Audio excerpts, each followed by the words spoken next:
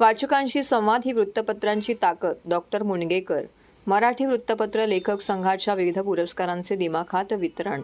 लोकशाहीमध्ये वृत्तपत्रांची भूमिका महत्त्वाची ठरते आणि वृत्तपत्र घडवण्यासाठी काम करणाऱ्या हातांचा गेल्या 23 वर्षापासून मराठी वृत्तपत्र लेखक संघ व एकनाथ बिरवटकर करत असलेले काम कौतुकास्पद असल्याचं प्रतिपादन माजी कुलगुरू व अर्थतज्ज्ञ डॉक्टर भालचंद्र मुणगेकर यांनी केलं.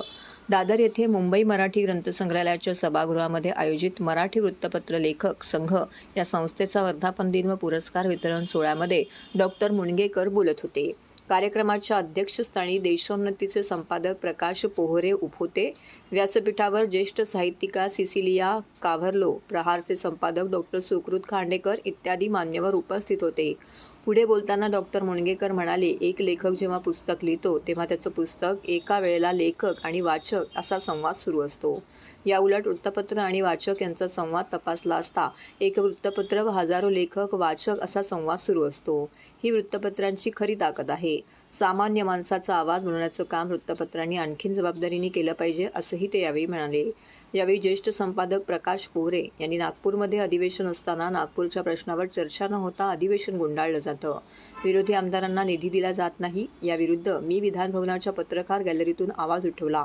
विधानभवनात वागण्या बोलण्याचे आणि काम करण्याचे संकेत आमदार पाळणार नसतील तर पत्रकारांनी तरी का पाळावे असा सवाल त्यांनी केला.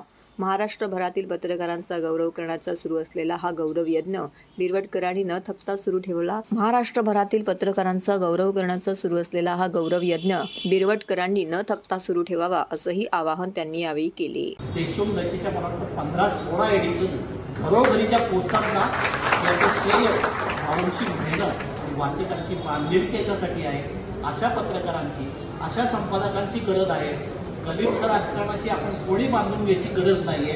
आपली बांधिलकी समाजाची पाहिजे. आम्ही 23 वर्ष हा संघर्ष सोसतोय, झेलतोय आणि महाराष्ट्राच्या कानाकोपऱ्यामध्ये अनेक वृत्तपत्र लेखकांना, साहित्यिकांना, सामाजिक क्षेत्रात जे भरीव काम करणारी लोक आहेत त्यांची उणीव भरून काढण्यासाठी हा दरवर्षीचा कार्यक्रम मी